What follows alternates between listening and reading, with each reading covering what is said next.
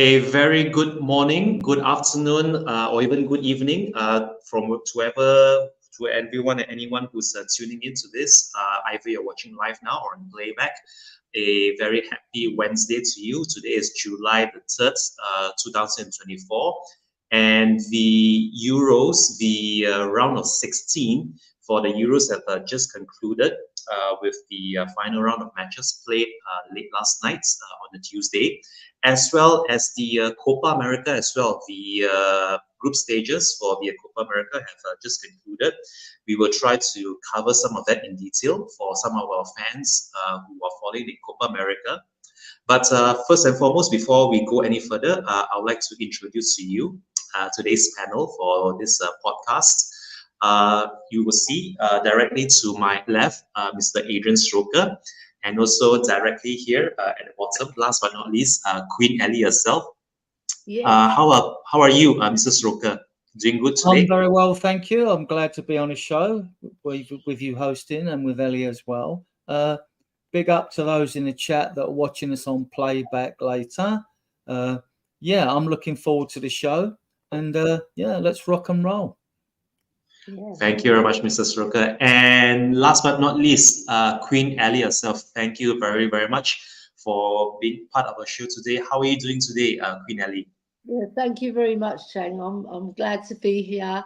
I'm going to talk football, and I'm looking forward to what you've got planned for us in terms of the itinerary for the show. And I'm looking forward to everything Spurs as well, because the Euros are great, but Spurs are better. Well said, Queen Ellie. Very well said. So, without further ado, I think there's only one place to start for today's show, and which is the signing of 18-year-old midfielder, or some people will even call him a utility player for Leeds United. That's Archie Gray. He was officially unveiled on Spurs' social media, whether it's Facebook, Twitter, Instagram, TikTok, you name it. He was everywhere, and there have been some rather mixed reactions to Archie Gray's signing, seeing how he's only 18 years of age, and not exactly what some of us had in mind when we were sort of like pushing the boat out for, say, a tried and tested Premier League player to walk straight into the starting 11. There will be question marks mine whether or not Archie Gray would be the long-term solution for us in midfield, or even to the squad as an overall, seeing how he's still at a rather tender age. But before we jump to any conclusions, or we draw any, or before we try to come up with our own assumptions as to how he will be fitting into the squad, Mr. Stroker, how would you view Archie Gray's signing, and where do you think his best position is for Spurs, given our current roster of players? Excellent, challenging question, Chen. Yeah, I'm very excited about this signing. I know there'll be a mixture of views on Archie Gray, about his age, why we're spending on youth, and then we get this all this time with the fan base. It's just something you have to get used to. No matter what player we bring in, it's subjective. You'll get those that are not happy with the signing, and those that will be happy with the signing. I'm very happy with this signing for lots of reasons. I mean, I have watched this player. I've watched him in the past, only on video clips. I've not watched him play a 90 game. Apparently, he bossed a game against Chelsea or something when he was playing. I mean, let's just go through him a bit, right? He's 6'2", right? He's not small. Having said that, I haven't seen on his videos, I haven't seen much heading ability where he's had to head the ball, right? He can play in midfield. He can play as a number 6. He can play as a number 10. He can play as a fullback or inverted fullback, right? For Leeds, he's played mostly about 30 games last year as a fullback out of need, right? And he's played in midfield, like I said, as a number 6 and a number 10. The kid's got great stamina. What I like about him, he's got a bite about him. He can tackle, this kid. He is a very good tackler. Times his tackles well as well. He's got good vision. He moves the ball quickly. I'm not going to say he's a fantastically creative player because I haven't seen him put them killer balls through anywhere, but his passing's on point. His passing is on point, you know, and he's got stamina. And he played a lot of games last year. I think 52. He's not injury prone. So, and he is quality. I mean, like, you get them players, don't you, when you watch them? I mean, to be honest, when I see videos of Brennan Johnson, and I hope he's got a higher ceiling and comes good, I wasn't that impressed and even for the money, and I wasn't that impressed, you know. I'm not impressed with Werner, right, either, because not because he isn't a good player and all that, because I want forwards that score a goal, so I'm not impressed. But when I first saw Gray, when you see players and you just go, yes, he's just the one that's got the yes factor for me. So to me, I think he's an excellent signing. I think he'll come straight into the team. I mean, because people say, oh, will he come into the first 11, right? Well, let's be fair about this. We haven't got a first 11, in my opinion. We've got one striker in Sonny, Decky, who's multiversal, so that's two. Then we know the four good midfielders we've got when they're on form, you know, Bentancur, Maddison, Sarr, and Basuma, right? So that gives you 6 players. We know we got a good back 5, 6 with Dragerson. That gives you 11 players, right? So, you know, and that isn't a complete team, you know. So he does improve the squad, and he will get game time. You'll see him in his 6 preseason games. He'll get game time. I think the kid's going to be a star. I really do. So I'll pass it back to you, Chen. Thank you very much, Mr. Sroka. Just very quickly, before I go over to Queen Ellie and get her take on Archie Gray, I'd like to make a quick shout out to some of our viewers who are tuning in right now. Those and starting with Mr. Mark Cousins. Thank you for being on, Mr. Cousins. To the Hotspur Hood, Mr. Daniel E himself. Welcome, sir. Thank you for tuning in. And to let's see, we have Clement here as well. Big up, everyone. Thank you very much for joining us today, Clement. Lovely to have you here as well. And let's see, we're going up now. Spursicus, or Q's, however you pronounce your name, Spursicus. Thank you very much for joining us as well. Lovely to have you here with us on this beautiful Wednesday morning or afternoon, wherever it is you are. And last but not least, to Audio Artisan, a very good Wednesday morning to you as well. Thank you for tuning in, for being with us here. And I think we should start. I think I'm going to, before we go to you, Queen Ellie, very quickly, I'm just going to bring up this latest comments here by Mr. Daniel of the Hotspur Hood. Gray, defensive record is bad. He improves the squad, yes, but he doesn't walk into the first 11 or even improve the first team. What is your take on Mr. Daniel's comments on this, Queen Ellie? We're not going to know, really. We're not going to know until he actually plays a game and gets a lot of games under his belt, because with experience, because the Premiership is a step up from the Championship. That's the first and foremost that I'd like to mention. So a lot of players look good in the Championship, but they're not so good in the Premiership. So that's a first challenge for the lad. You know, he's here to impress. He comes from a footballing family. His dad is Eddie Gray, so he comes from a good pedigree, a good line of footballing. You know, like enthusiasts. They're fantastic. They love football.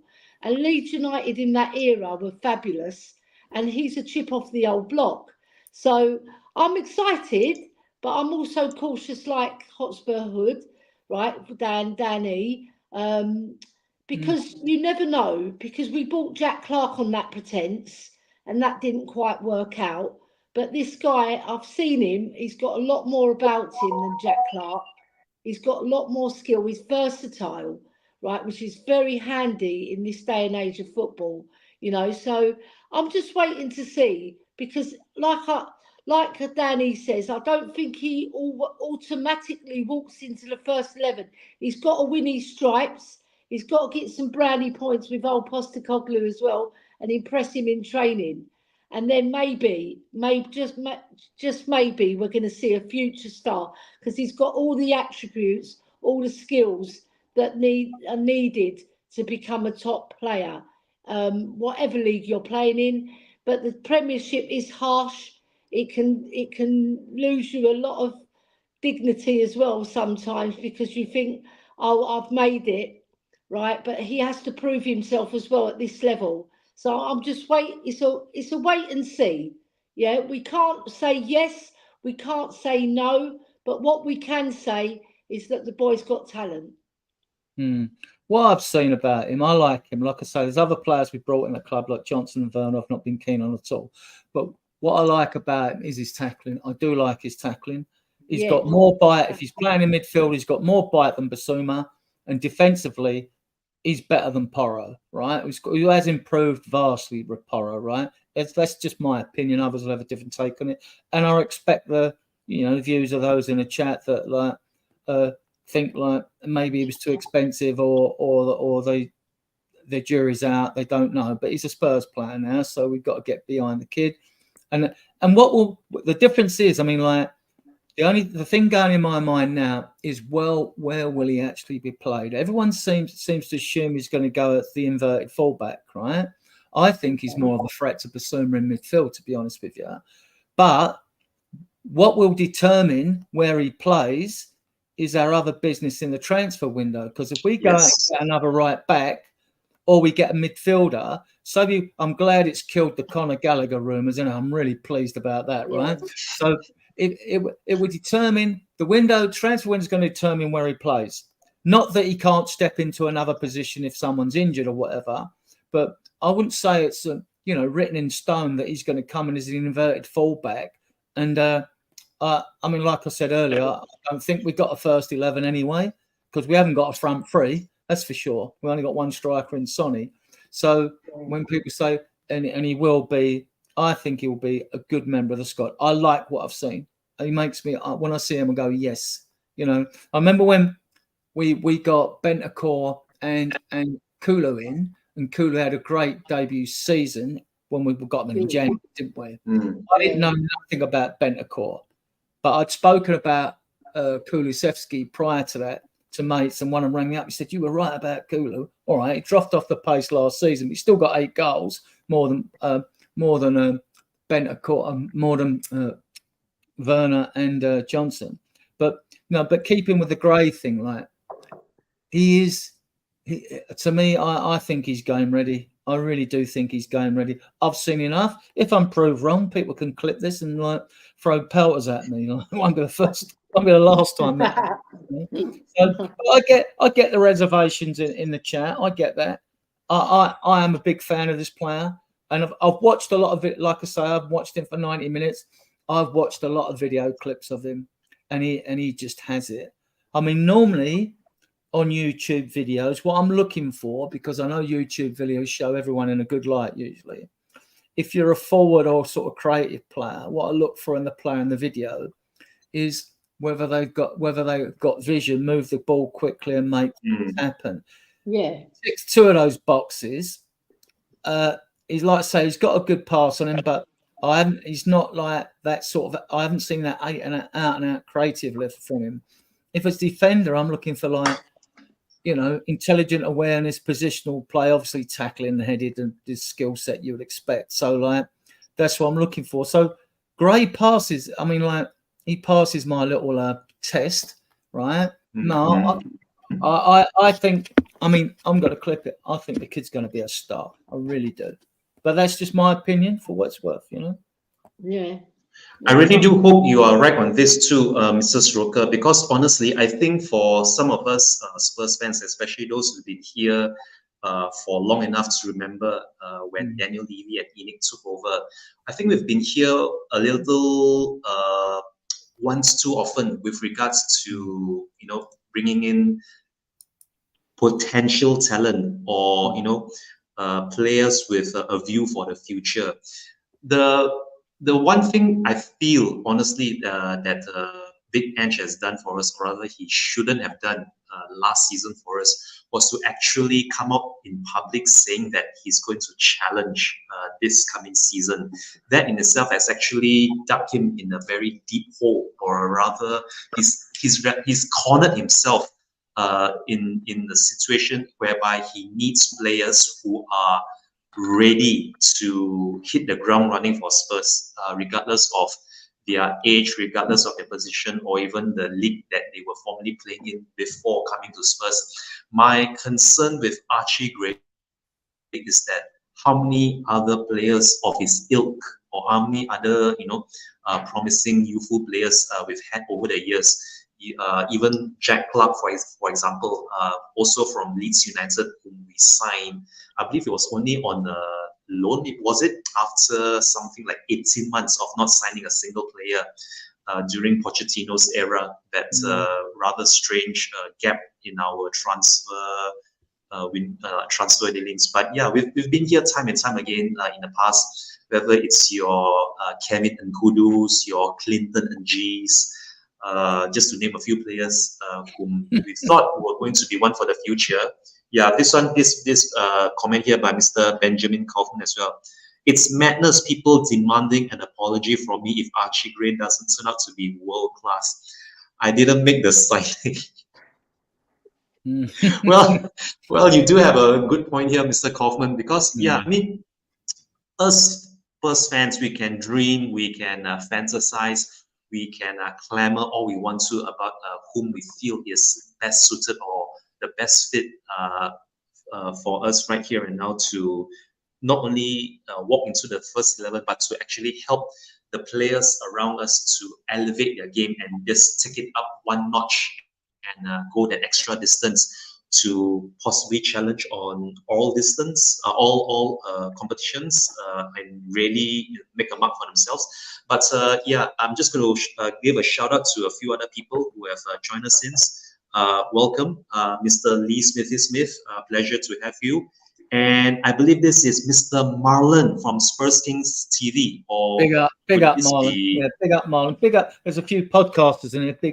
Big up to them. Yeah. Or could this be Ashmatic? I'm not sure if this is Ashmatic or Marlon. If it's either one of you, Ashmatic or Marlon, welcome to the show. You grace us with your presence. Thank you very much for being on, as well as Mr. Jose Garcia himself, Senor Garcia El Del Cocarel. Good morning, Senor. Thank you very much for tuning in. Pleasure to have you with you, F.A. And to Mark Cousins as well. Thank you very much for being here. I hope he does well, meaning Archie Gray. But since when have we stopped buying players that are ready now?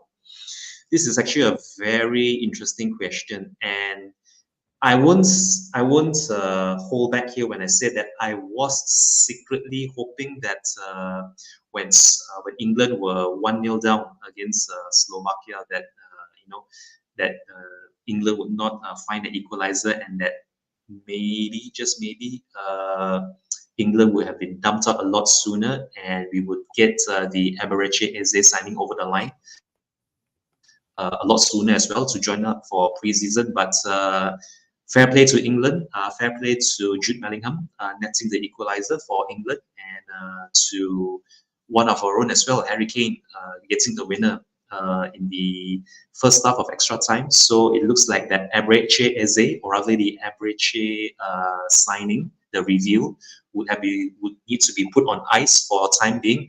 But let's just not get on Archie Gray's back too soon. Let's just give him the benefit of the doubt. Let's just see what happens, what transpires during pre-season.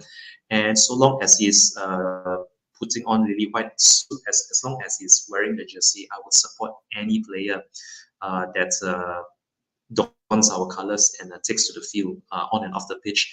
But okay, so with that, let's go to the comments. Yeah, this one here by Lee Smithy Smith.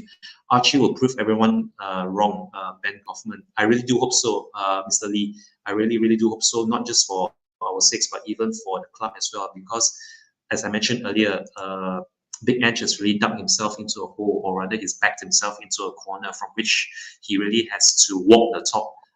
His honeymoon season is over, and for him to even manage to get into the top 5, given how we completely fell off towards the end of the previous season, I'm actually expecting a lot more from him this season. But of course, this greatly depends on whom we get over the line next, and the loan extension of Timo Werner, just after we played Newcastle in a very needless and meaningless postseason friendly, was not the best way to go about starting our preseason transfer dealings. But now that we have Archie Gray, let's just wait and see what else Johan Lang and Paratici have in store for us.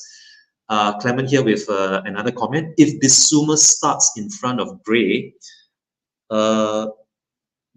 Gray, Hall, I know who Bergvall is, Lucas Bergvall, Benson, Kur, and Sa. Then nothing has changed at Spurs. We will never win trophies.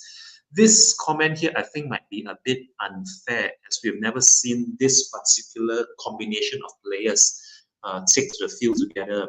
I would say that amongst these players, maybe only Benton, Kur, or Pape Matassar are sure starters, provided that is that Pierre-Emile Højbjerg and Lo Celso are indeed on their way out.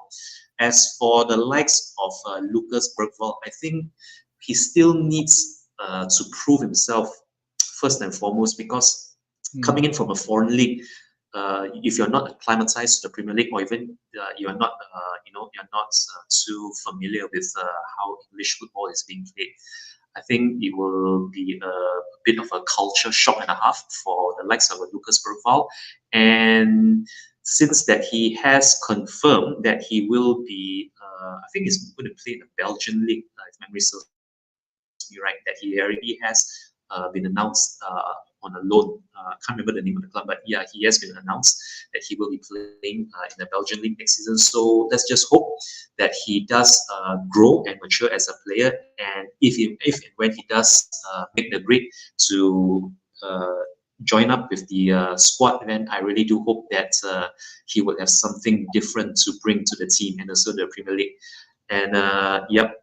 To Clement, yes, bring Dan on the show. If you want to be on the show, Mr. Daniel E, and if you're still here, send me a message on WhatsApp, or even here on social media, and I will welcome you in. I'll give you the link. To Mr. Benjamin Kaufman, look out, boys, for Tottenham on Tour's video tomorrow. It's going to be madness. Yes, Tottenham on Tour. It's usually Benjamin Kaufman, sometimes even Johnny. Brian Daigle comes on and off. Recently, I'm not sure if he's in the best of health yet to start streaming full time again for Tottenham on Tour. But yeah, Brian Daigle as well. Big shout out to him. Glad to see that he's on the mend and that he's doing a lot better now. Now that he's back in Canada, getting all the help he needs. But big shout out to you, Mr. Kaufman. I will be putting the link out later for Tottenham on Tour and also your video for tomorrow. I'm sure that's one to check out.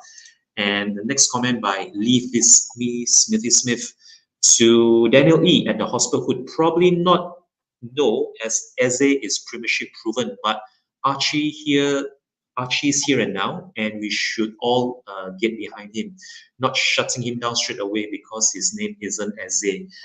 This, I think, Archie Gray has signed on the dotted line. Eberechi Eze hasn't.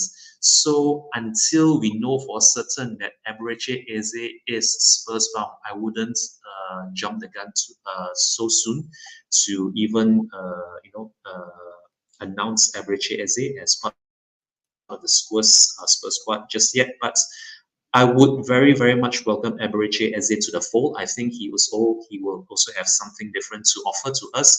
Not just hit and run, but maybe some creative play down the wings, if that's where Big Ange is going to deploy him. But yeah, until that happens, I think we will just have to be content with who we have in the squad right now, and let's just wait and see if his move materializes. Another one here by Daniel E, the hospital hood. To Lee Smith, no one shuts him off. It's just what others think.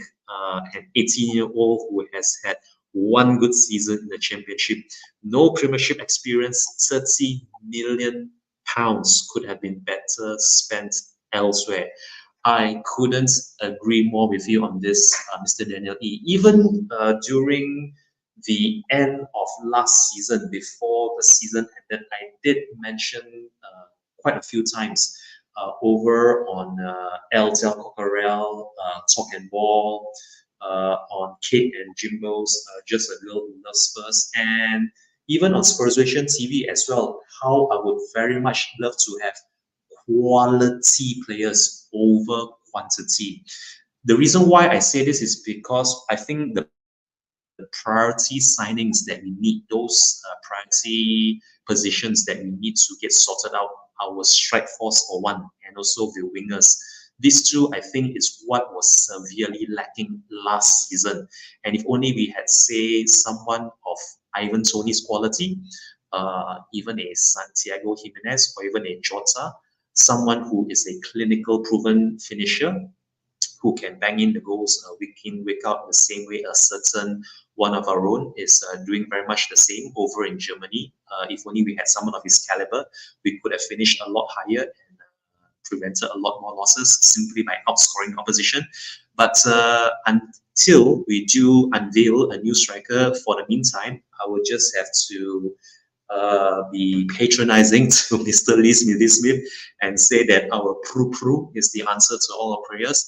But yeah, apart from the striker, I mean, if you look at Brennan Johnson, he still hasn't set the premiership alight. Neither has he justified his 40 million pound signing fee. So yeah, the striker position and the wingers is the one position which I felt really needs bolstering this summer preseason. But yeah, let's wait and see what else Bratici and Johan Lang have in store for us.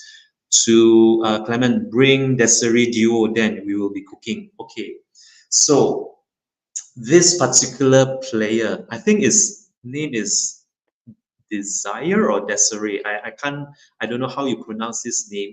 Do you have any clue who this player is, Mr. Stroker? Yeah, there's two brothers. They play for Stade Rennes in France. The 19-year-old here is a winger. He's supposed to be like the next big upcoming thing. He's 19. We have looked at him. His brother's a defender. I haven't watched these guys though, not yet. I mean, I would need more traction before I start posting videos of a player up in my group and in our Facebook group, and then I'll go with it. I mean, the thing with the late transfers is you've got to bear in mind our recruitment team will have been working all through the year, not just now, compiling lists of players. So when the media start throwing up names now, I'm a bit cautious, conservative towards them, because we should have our lists. Now, I believe Archie Gray was on our lists, right? Because every man in his dog club have been interested in him. He's got the best voted, the best player in the championship last year. And we know the good players that have come out there. I mean, just at Palace, you look at Walton, Eze, Elise, you look at the Liverpool fullbacks, right? They all come from the championship. So it's a good place to fish. So yeah. So I like I said, I like this player. He's one I look at and I go instant yes, I like him. But others don't. That's fair enough. These French brothers though.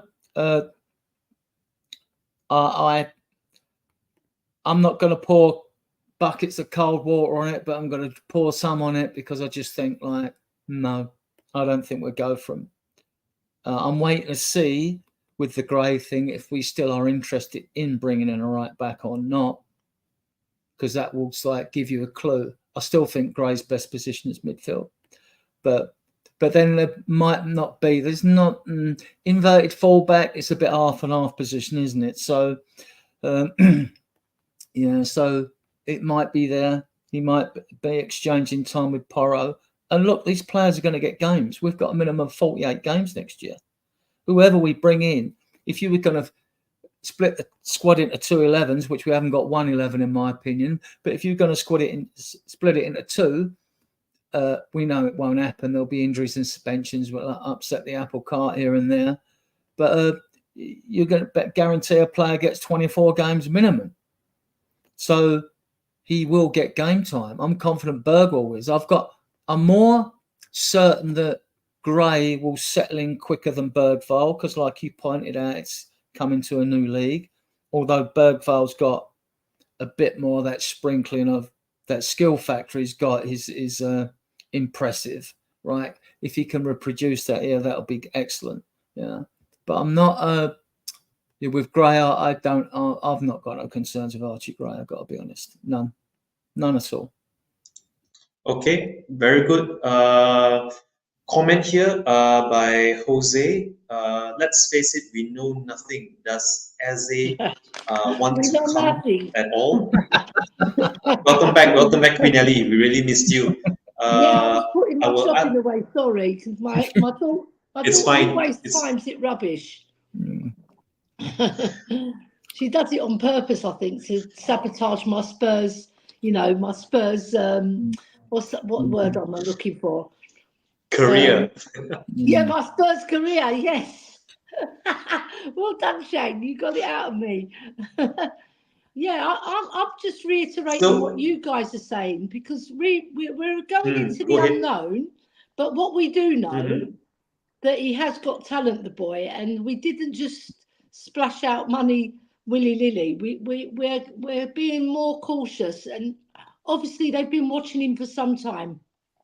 Yep. And like I said before, he comes from a pedigree of fantastic footballers, so he's got a good grounding there. And that goes for a lot, you know. I hope he can live up to half what his father was, because then he'll be a fabulous player. Because that Leeds United team with Eddie Gray in it was fantastic, with Peter Lorimer, Peter Madeley, Billy Bremner. They were all fantastic footballers. All we need is for him to settle down. He's only 18, remember, so he's a little bit wet behind the ears in terms of Premiership experience, but this is a big but, right?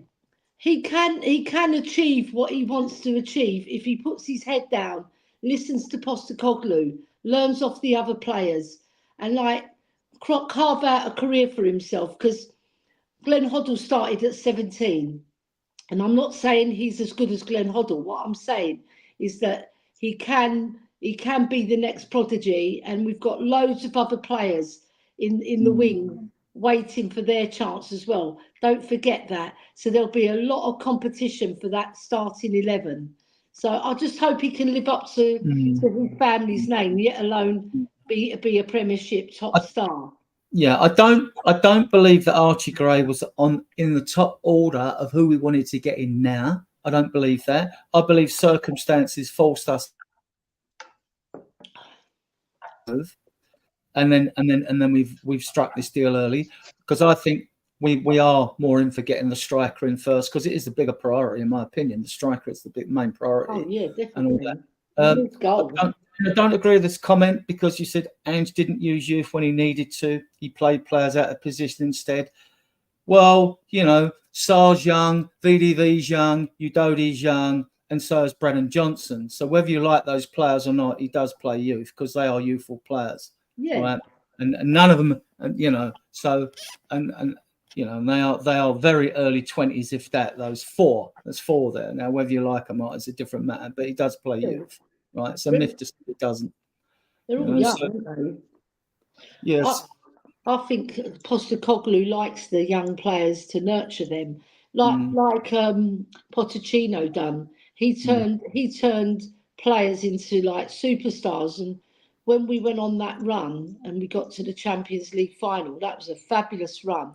And we had a little bit of luck along the way, yes, we did, but a lot of it was a lot of skill, right? And we scored some fabulous goals on the way. So if this team can gel, because it is a team at the end of the day, it's not a team of individuals. Everybody's got to remember that.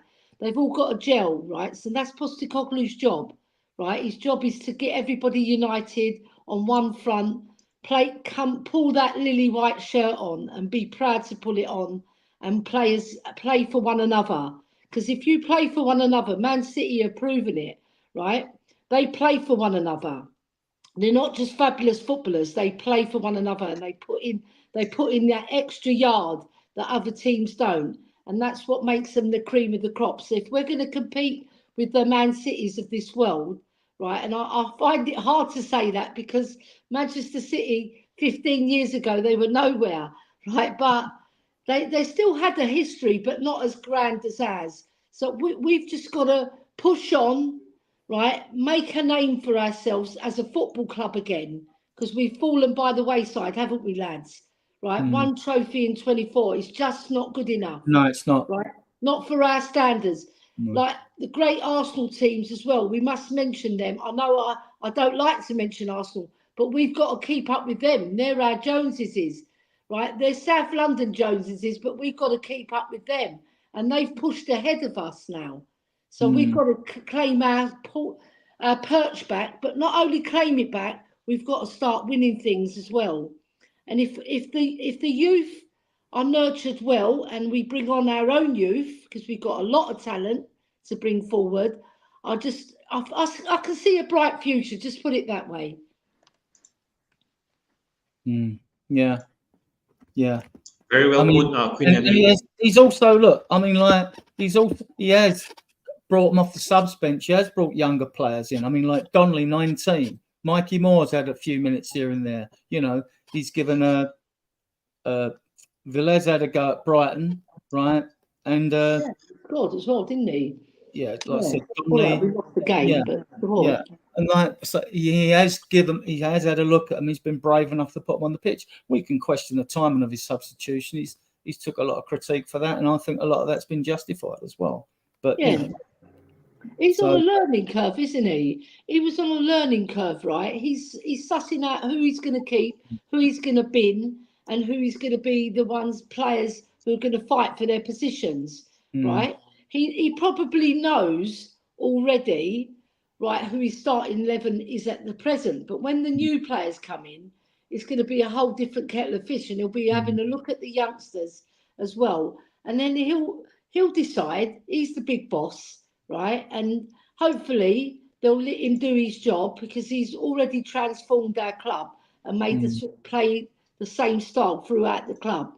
Even the ladies team are doing similar things. So yeah, I'm just excited because it's a new era for Spurs under Postecoglou, and we've got to give this gentleman a chance, because other managers who have been more win now managers haven't done it for us, or they haven't been given the chance to do it for us. So let's see how we go. And it's watch this space with Spurs now, isn't it? It really is. Yeah, we got what we'll be telling is we're bound to get, you know, we're going to get a few more signings in. I think we'll end up with 5 in total, not including Bergvall, but including Archie Gray. I think we'll end up with 5. The money's there. I mean, if you put 20 mil down on 4 players, that's 80 mil. You pay the rest off over the length of a contract. So we've got the money. We've got no excuse for not to go. No. You know? And I think we've got no excuse not to get Eze either, because I believe he wants to come. Right, so that might be why we're not pushing for it now. Yeah, exactly. I'd love him. Right, I'm sure most of the fan base would agree on that one. It's a question of, like, there's been rumours with Pedro Neto and all this again, and I'm not. Look, Pedro Neto's a good footballer. I want to see a strike rate. I've banged on about this in so many podcasts about the fact that our forward line is pants. Right, apart from Son, you've got a wide player. No guns, really. Play. Yeah, they've got to score goals. Yeah, I mean, it's taken, like, on average 82 goals since 1992, when the Premier League were inaugurated, to win the league. In the last 10 seasons, Man City have won 7 league titles and have scored over 100 goals in a couple of them seasons. And Arsenal scored 90 goals last year, right, and come second. Yeah. This year, I hate to say it, I think they'll win it, not because they'll finish above Man City, because I believe Man City are going to get docked a lot of points in the autumn. come winter time, they'll be got points as with Chelsea. So I think there's no way Man City are winning the league this year. But that's just my theory on that, right? But like, so you look at our team and you look at goals. If you need wide players on average, a good strike rate used to be about 10 goals. So even if you've got 2 wingers for that position, 5 each, and on the other side 10. So if Sonny could get you got a striker or a pair of strikers get you 25, that's 45. Where's the other 45 goals coming from? Where they come from? That's right. I mean, we haven't got it. We haven't got the firepower. And when people talk about top 3, look, Ange says he wants to challenge for the league. Well, if we want to challenge for the league, we need strikers in. And all the strikers we've linked with, I mean, and I know Jonathan David's had a couple of good seasons with Lille now. He is a bit of a box predator more than anything else. He doesn't make things happen. He can't you don't see him sort of take a player on, or like Son did in the past and curl one in from the edge of the box. He's not that sort of a player. They're the strikers I like who can make things happen. And then like Apenda's been, look, he's fast and quick and looks exciting, unproven. I would seriously, I mean, I've always wanted Vlahovic, but if we ain't going to go for him, I think we'd get him for 55, 60 mil, because he only cost Juventus 40 million euros, about 34 mil, I think. I think we could get him. And I think, and I look at the other strikers out there, Tony. See, it's all this, we've got all these rumours about baggage with him, haven't we? And we don't know. See, this is the thing. There's no transparency there of why or not. Jimenez has come up again, decent season. But Parrott scored as many goals as him in a Dutch league, I think. Parrott got 17. Yeah. So you look at that, and then like I like the look of the 28, 29-year-old. I hear the deal was off because Dortmund got a new manager of Guirassy from Stuttgart to there. I think he would be a good fit and work. But I can understand a lot of fans out Guirassy, Uzi, poo-poo him. Like, I can understand that. I like the look of him. I'm just not inspired by the strikers out there, because the ones that could be available, to me, what do you think in the chat? Well, I don't think none of them, even Tony doesn't excite me as such. I mean, he's Premier League proven. So do we want to take a gamble on someone who's no good or isn't good enough and just buy someone for the sake of it, like we have done in the past? That's what I don't want. And I'm at a bit of a loss with strikers, guys, in the chat. I really am, because like I don't see them. And even when you move on to wingers, you know, people say like Nico Williams and blah blah. Again, we've got 5. So who's going? We've got Werner and Son on the left. You've got Decky and Johnson on the right. They've got Solomon on the left as well. Solomon. Now people say get rid of Manor Solomon, poo-poo and all. Guys, you know, all I'll say to you is that when you talk about getting rid of Manor Solomon's going nowhere to January, because he's got to prove his fitness. He's come back from an injury and a second injury, so he's not going anywhere. And to be honest, to be fair to the player, I want to see more of him, because like I see a glimpse of him come on cameo performances on the right-hand side, and he looked tricky in that as a winger, low centre of gravity, like tricky winger. And on the left, we see him, the 5-2 away winner at Burnley, when he 2 assists for Son. I thought, hang about, this guy's got a bit of vision for assists as well. So that got my attention more than his like trickiness, like, you know. But I don't know, he might be rubbish, or not good enough, you know. But I would like to see a bit more of him. So if he's fit, let's have a look at him in the pre-season, right? Because he will turn out to be a good squad player. If not, you get rid, you know. But you don't know until you see. So forwards, I'm struggling with forwards, guys. Any of you in the chat, any forwards you'd particularly like? I mean, that are available, realistically, that are available? I don't think there are, because there's a shortage, because most clubs play with one up top now. I don't think there is. I mean, I honestly feel, as far as the forwards are concerned, as when it comes to trying to price another club's striker away from them, excuse me, the biggest concern for me, whether this striker that we are targeting, or whether the player in question that we are eyeing to bring over to N17, my biggest fear is that bringing in someone like a striker who isn't Premiership proven would be seen as a big gamble for any club, not just for Spurs, because it's not only the Vincent Janssen's, the Carlos Vinicius's, or even Roberto Soldado's, whom we've brought in seasons past. You look at the likes of, say, someone like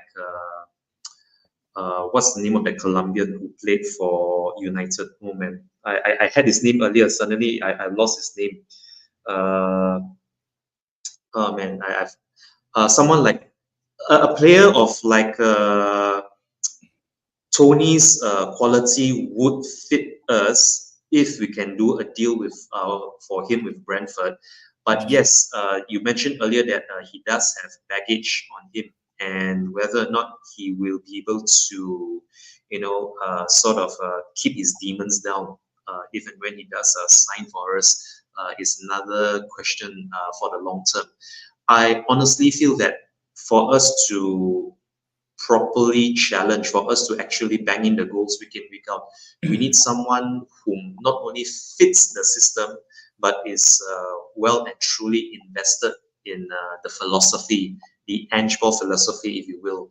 And for us right now, I think I would trust Big Ange to give the green light to sort of like, give his stamp of approval on the players that he wants to bring in.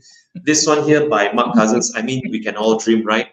A dream return for one of our own after only one season at Bayern Munich. And I don't know how many people feel about Harry Kane. I honestly felt that this was the one player whom I really wanted to end his career at Spurs, to never ever leave us. But I can understand as well why someone of his quality would want to go and seek better opportunities, better chances of winning silverware in a different league with a different club in a different climate. And for him, I feel that it's only a matter of time that he wins proper silverware, proper trophies with Bayern Munich.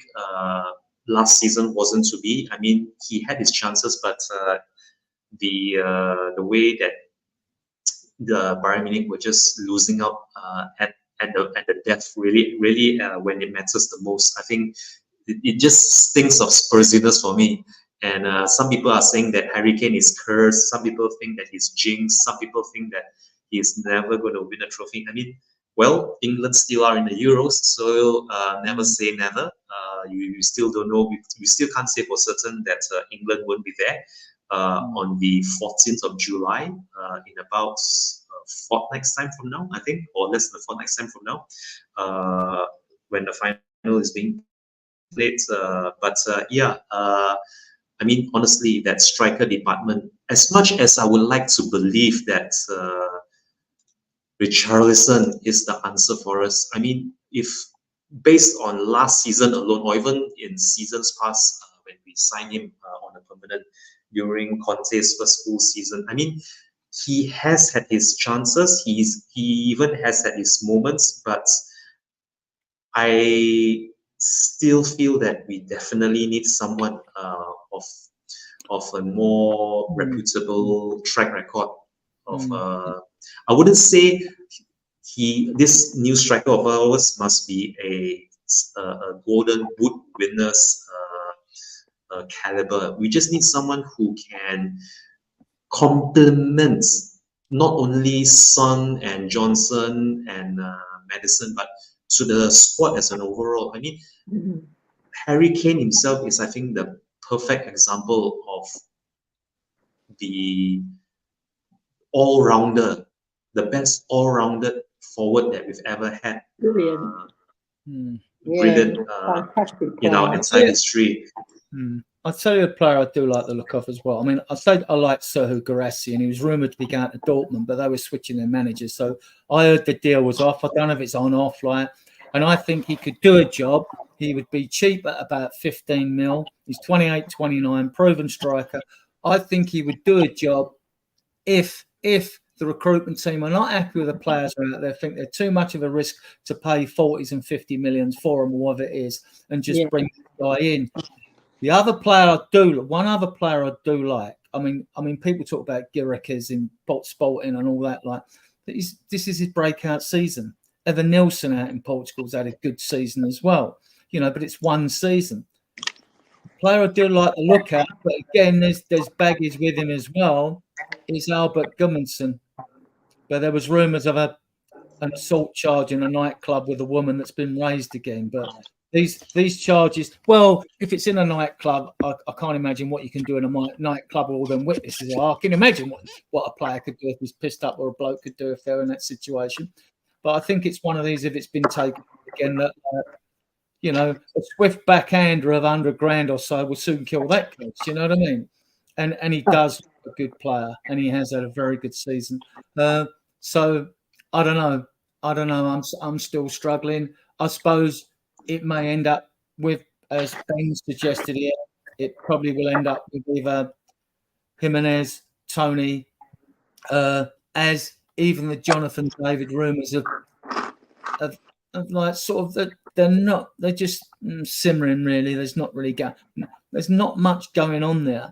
I mean, I think we'll hear more.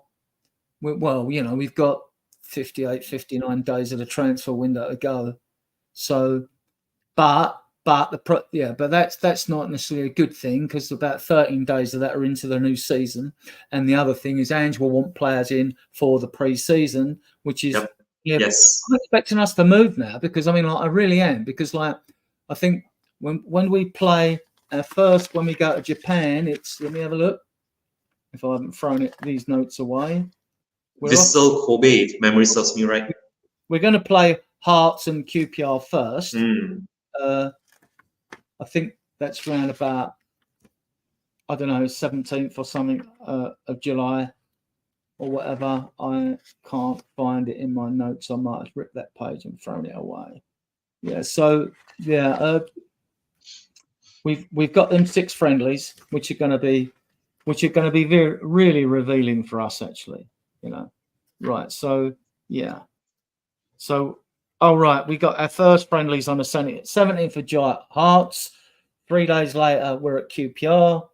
Then on the 17th, we play Vissel Kobe in Japan National Stadium. Then we fly to Korea on the 31st of the 7th for Team K in Seoul. Then on the 3rd of August, we play Bayern in Seoul. And then in the 10th of August, we play Bayern at home. And then a week later, the season starts. I'm never quite comfortable with a pre-season like that, because I've always been a believer and I like my team back at my training ground for a month before the season starts. But that's just me. And I'm only expressing an opinion. So, yeah, so those 6 games, we should have, if the first game's on like not far away now, then, you know, within a fortnight, because Euros and the Copa America have got to finish, really. I don't know why. Yeah.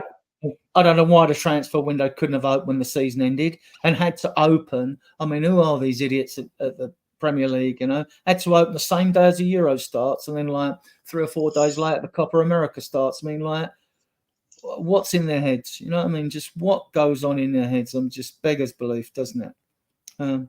I would say, I mean, I could be wrong. I could be wrong about this, Mr. Sroka, but part of me feels that if, let's say, the window were to have opened before the start of a major continental tournament, say like the Euros or even the Copa America, the AFCON, or even the Asian Cup, the likelihood is that any deals that were done before this international tournaments, it might have an effect, or even it might be seen as a disruption to players' preparation with their national team or their national squad for that, you know, that continental tournament that I was mentioning. So it actually does make some sense in a way that when you have the international tournament coincide with the start of the transfer window, any dealings for players who are away on international duty can only be done and carried out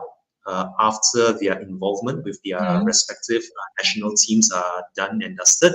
And for players who aren't with their international team, the likes of Archie Gray, for example. I think he's the perfect example of the sort of player that we can get over the line that's not currently preoccupied with their national team. And he might even benefit, I would say, if he is given the time to gel with our current youngsters, whether they are from the under 21s, the under 18s, or even with the senior squad who some of them aren't even involved in the Euros and the Copa America. Son isn't involved, as is someone like Brennan Johnson. So who's to say maybe it might actually work out in our favor, that we then have to look elsewhere, not necessarily at players who are now currently involved in the Euros and also the Copa America, but players who aren't actively involved. Let's say, for example, Takefusa Kubo from Japan. He might actually be someone to look at if we are going to look at Asian players as a long-term replacement for Son Heung-min, whom I think has been a massive success in terms of the revenue and also the profits coming in from Asia, from the Asian fan base. And this comment here by Mr. Daniel E. You can make deals at any time. It's what agents are for. And I am a firm believer of this. Making a deal to get the player over the line is just the unveiling, the interviews, and even the medicals. These three, I think, are the sticking point as far as unveiling a player goes. But I think, yes, there is actually a good point. There are a lot of players that don't make the cut for their international squads when they go away. If you look at our side, I'm not saying these players would fetch good money, but Porro didn't go, Richarlison didn't go. I don't think Emerson went. There are others. I mean, sure, you could look through the Italian squad, and you could see players they've missed out. Brazil, Argentina, similarly, I mean, so there are players you could still go in for. And if your recruitment team's got a list, right, and it was the end of the season, right, these lot are away, let's go for these because we can do a deal. And to me, most players would forsake a 2-week holiday, right, if they're going to sign a multi-million-pound contract, right? Yeah, I would. Right? They right. would. They would. I mean, I just think the Premier League, I mean, come on, they're a joke anyway. They spent millions of pounds on court cases recently over all this PSR crap.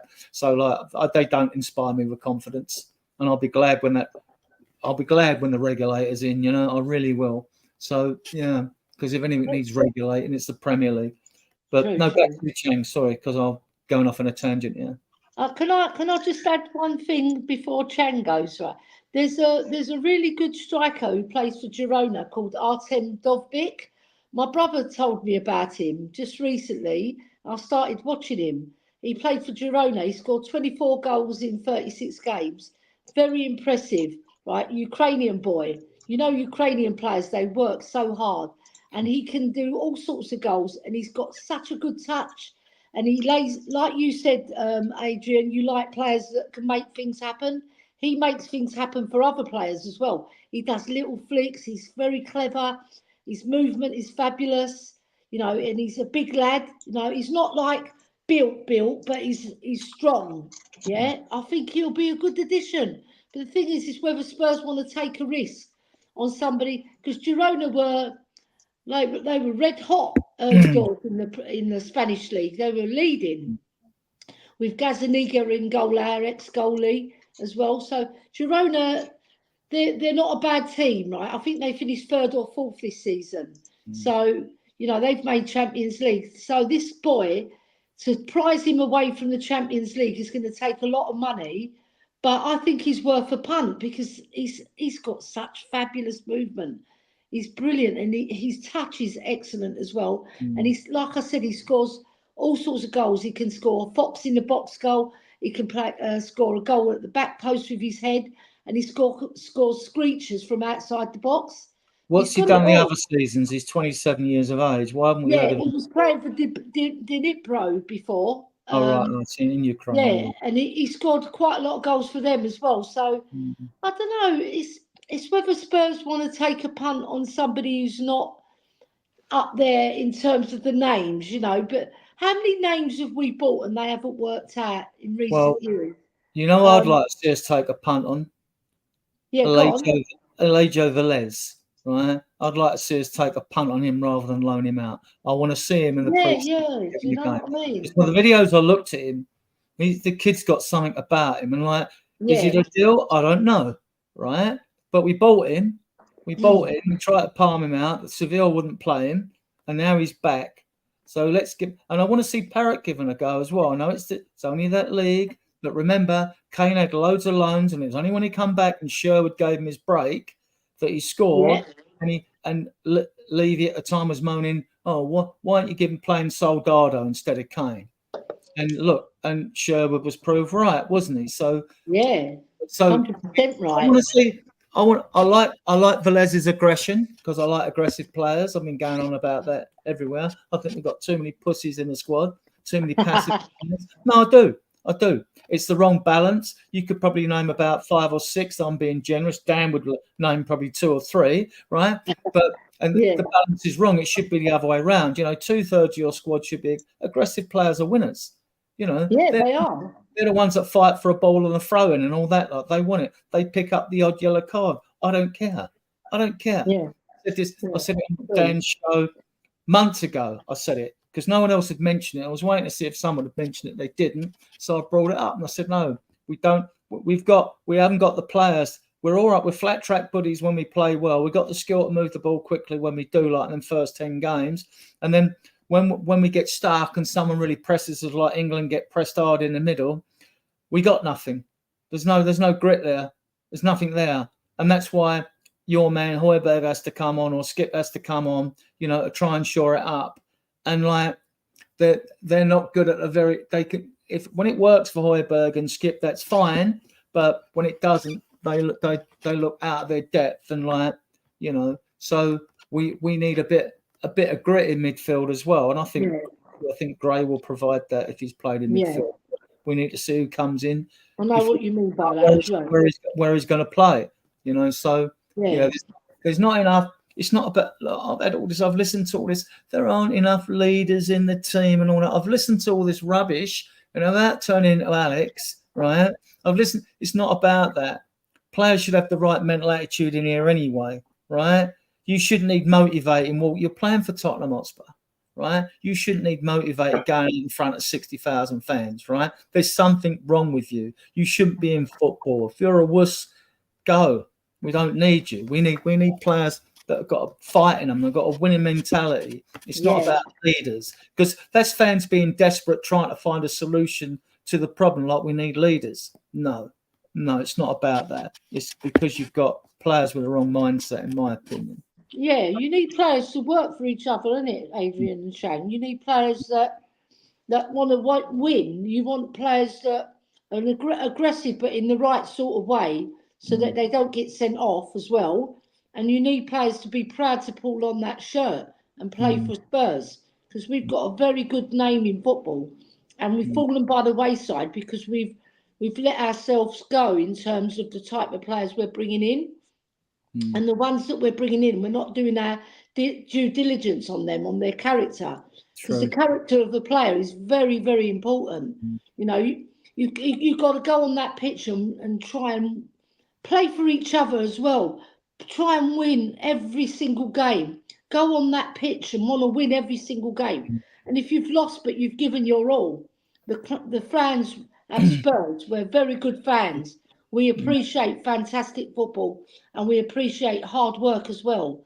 So I just want to see this team gel and really play as a team, like a united team, all together, all for one for all, you know, and make us proud. Make us proud to be a Spurs fan again.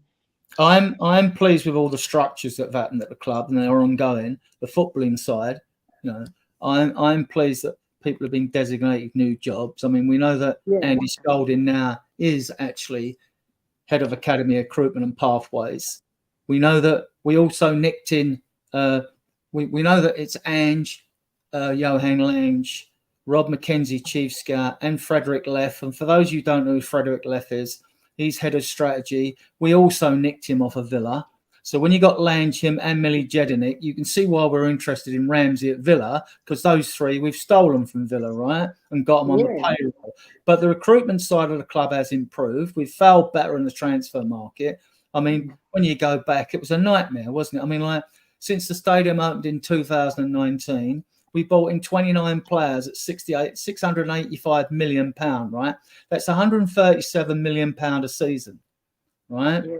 And we could probably name out of that probably 9, or the most recent ones in the transfer windows, that are good, right? So the recruitment has improved, and Paratici did a lot to change the structure through the academy and upwards. When before Dean Rastrick went, there was a strict pay structure which we wouldn't exceed, and therefore we were missing out on young players for the academy. And the year before last, the academy now that won 2 trophies last season, they won the league and the playoff cup, right? We're nearly relegated. And in one season it gets turned round and we win 2 trophies. I mean, last season the under 18s and 17s won both their league cups, right? So no, but these youngsters, the few that have been promoted, I've watched so many academy games. They were a joy to watch last season. But the youngsters come into the under 21 squad, Abbott, Tyrus Hall, and they're 18.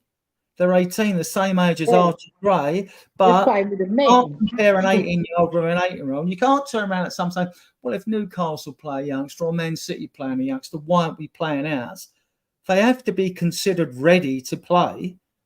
I mean, so Wayne Burnett and now Scolding, have got to sort of come up to Ange and say, look, we think this kid's Andrew's looked at him though, isn't he? Because he's looked at Donnelly, he's only them on the bench. He's had Mikey Moore on the bench. Velez has been on the bench, right? Dane Scarlett, I think he'll make it. Whether he's at Spurs or not, I don't know. But he's been on the bench and come on. He scored against Shakhtar Donetsk when Kane scored 4 goals before he left. So that kid's, he's got something about him. But will he make? I don't know.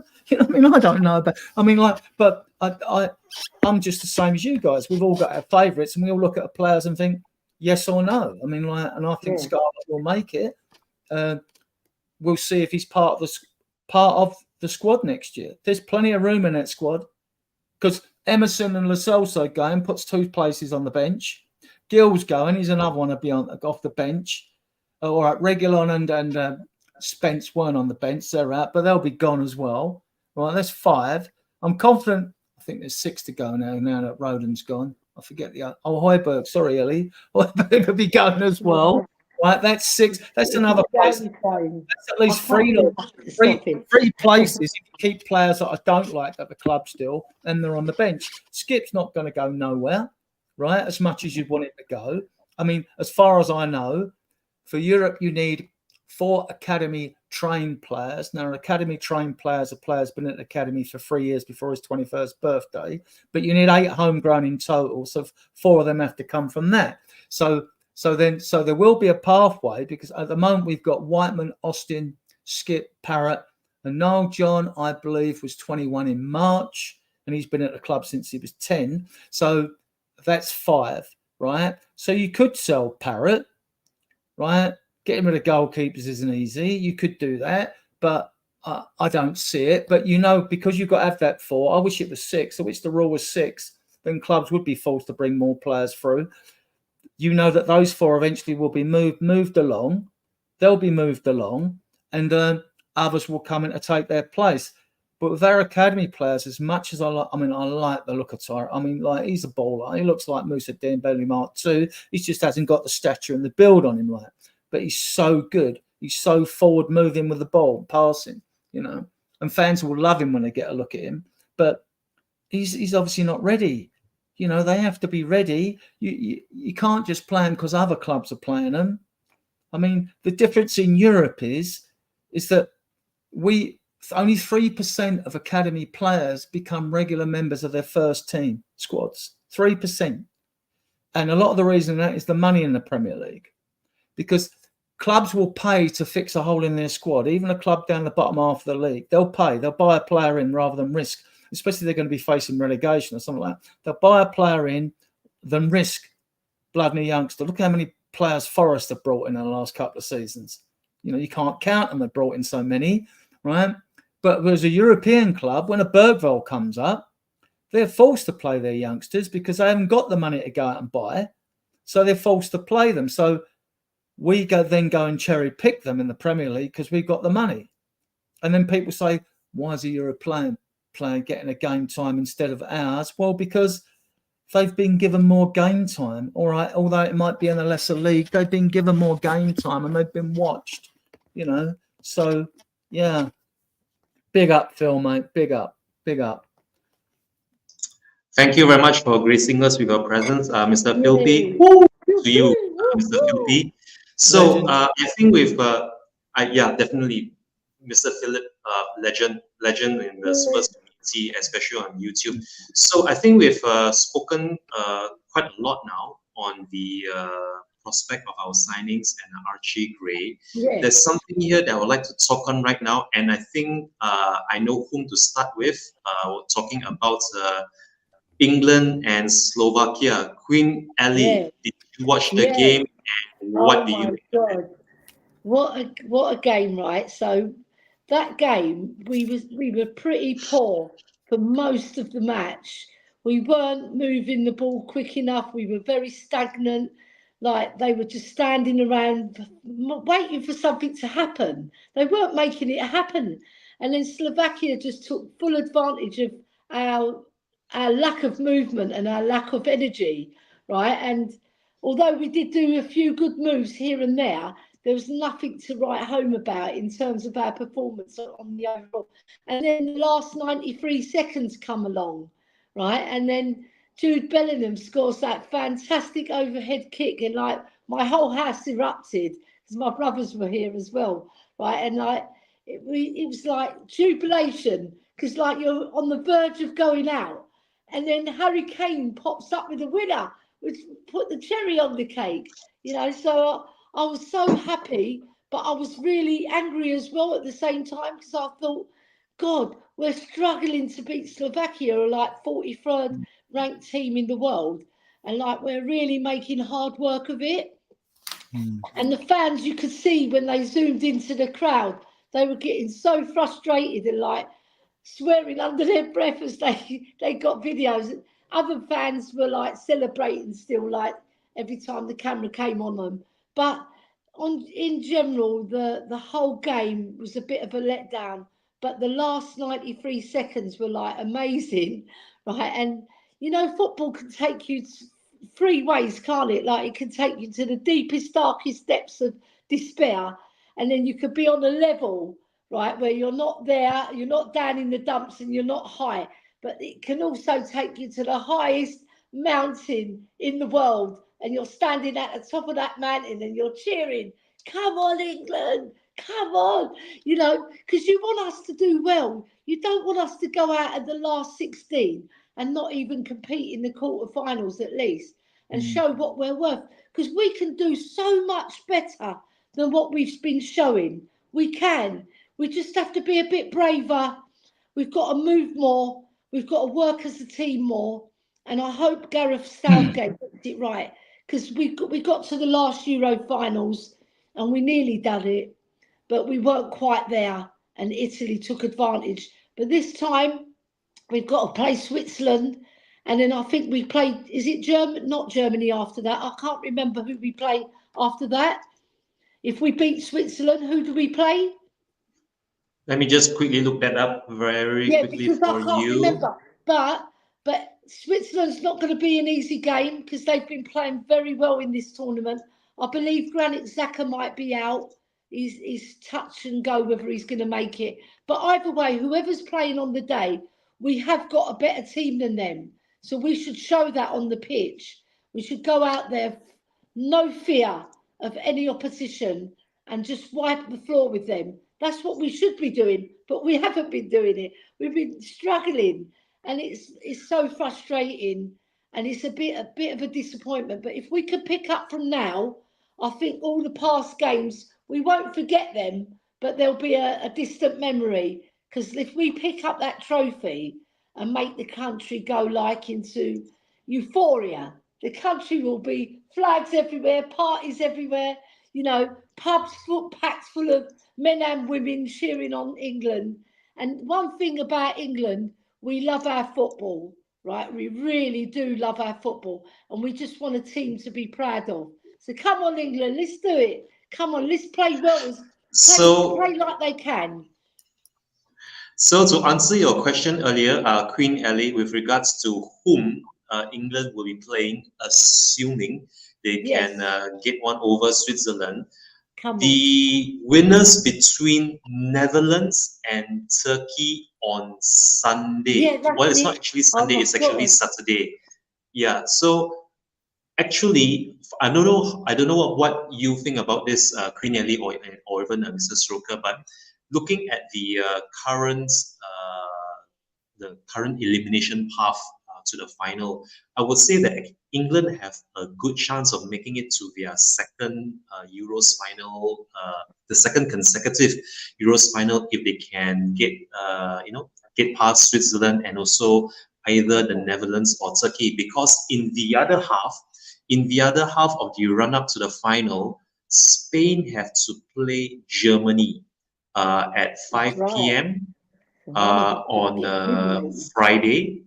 Yeah. Yes, correct. On the 5th of July, Friday evening, Spain have to play Germany, and that is then followed by an 8 p.m. kickoff between Portugal and France. So with the last 8 now, which brings us to the next segment of our show, with regards to the quarterfinals between Spain, Germany, England, Switzerland, Portugal, France, Netherlands, and Turkey. Whom would be your favorite then to go all the way to the final? If you could pick 2 finalists, Mr. Stroker, whom would you fancy to face each other in the final? Spain and Switzerland. I mean, I've always been with Spurs. I'm always like 75% glass full. People know that, right? I get accused of being delusional and all that, right? Yeah. I do my critiques when I'm not happy about things. But England, I mean, we've got a very good record against Switzerland. I think we won about 14 out of the last 15. I don't know the exact thing, but it's a lot. But it means nothing. I watched this Swiss side against Italy. They gave them a footballing lesson. This Swiss side are a tight unit. They are a team. England aren't a team. Now, we can rely on a bit of quality, get us out of jail, like we did with Bellingham's overhead kick, and we may get through. But you look at our results. The first 2 games, 2 deflections have got us through. The first one come through when Bellingham runs in a box, heads in, deflection off a player. The second goal we get through, there's a deflection in the box, it falls to Harry Kane, who buries it. That's lucky enough. And if that weren't lucky enough, we wait to the very late minute in the game and get an overhead a great goal from Bellingham. Yeah. And then score like straight in the first minute of extra time. I mean, you can only have so much luck. Switzerland are a good team. They are a good team. And a lot of times when you beat these teams late years, people say, well, you had an easy draw and all that. Right, okay. Well, that could be the case. It might be true. It might not. But don't underestimate this Swiss team. They are very good, and they work so well. They move the ball well. I mean, they are very good. I mean, I'm not looking past Switzerland. I mean, naturally, I want England to win. Can we win? Yeah, of course we can win. But it's like the midfield. Our midfield's pants. It hasn't worked. With some signs of a little bit extra when Mainoo's played there, I still think I would have played Bellingham in the 8 role as the ball-carrying Gaza type player. That would have been me. Then I'd play Kane as the 10. I like Foden that much. I would still persist with him on the left, but I'd play Bowen on the right. That would mean that I could play Ollie Watkins up front. So you got someone who can run in, right? And that's the way I'd go. And I don't think it could be any worse than what Southgate's done. I mean, he's not picked a negative team. He's not, even with Trent in there, who can pass the ball forward and everything like that. And even after 2 poor games, pundits are saying, oh, Trent should still play. Well, you have to earn the right to be in the team, and he hasn't, right? He hasn't performed. And then if he played and he didn't perform again, it would be like, well, why'd they pick him? You know, so I just like, look, we've got a lot of quality, England. Our front six, we could probably fill 2 front sixes that are the envy of the world, right? But it just isn't clicking, is it? It's just, yeah, Mark, I believe you. I think that could well happen. Switzerland could well smoke us. I don't want them to. and then you look, what doesn't inspire me as well is, right, when I watch Spurs managers, I look at the 11 he picks, providing everybody's fit, there's no injuries and suspensions. I look at the best 11 he picks, and I look at the bench. And I look at the bench because that gives me an insight into the manager's mind. Who does he like after his 11 on the field? So if Southgate substitutes, right, I think, well, there's no way Bellingham's going to play at the other 8 because it looks like Maino comes back in again. I think he plays again. He's a nice player. He's a good class player, isn't he?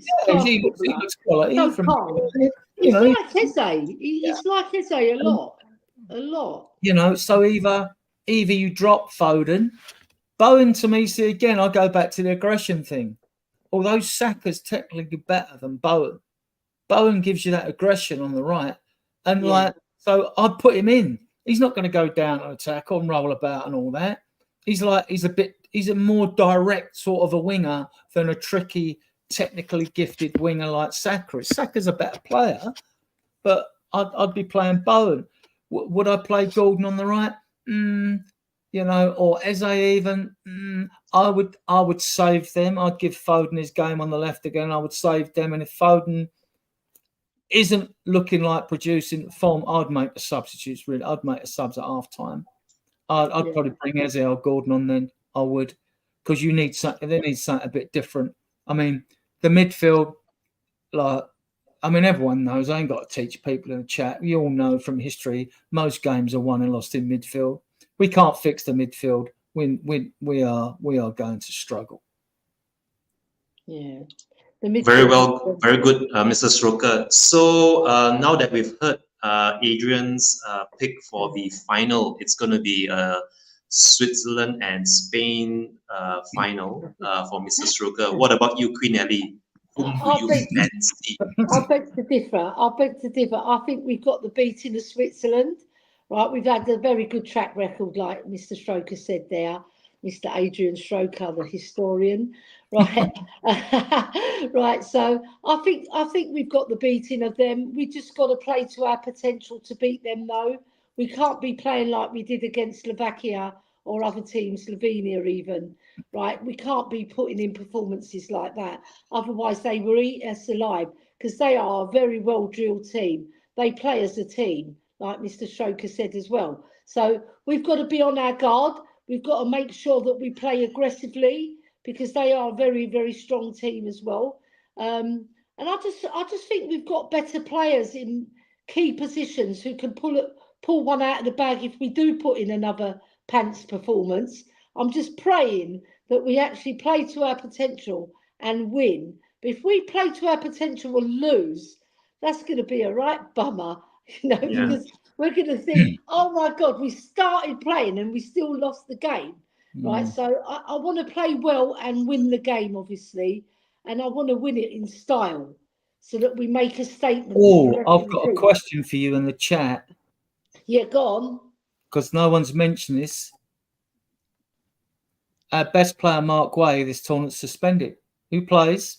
Who are you playing on the left? Are you moving Trippier to the right? Are you moving Walker into centre back? What are you doing, guys? In the chat, please let us know. What would you do? Gomez come in? Didn't he? I'm pretty sure Guay is suspended. Yeah, so Guay is definitely suspended.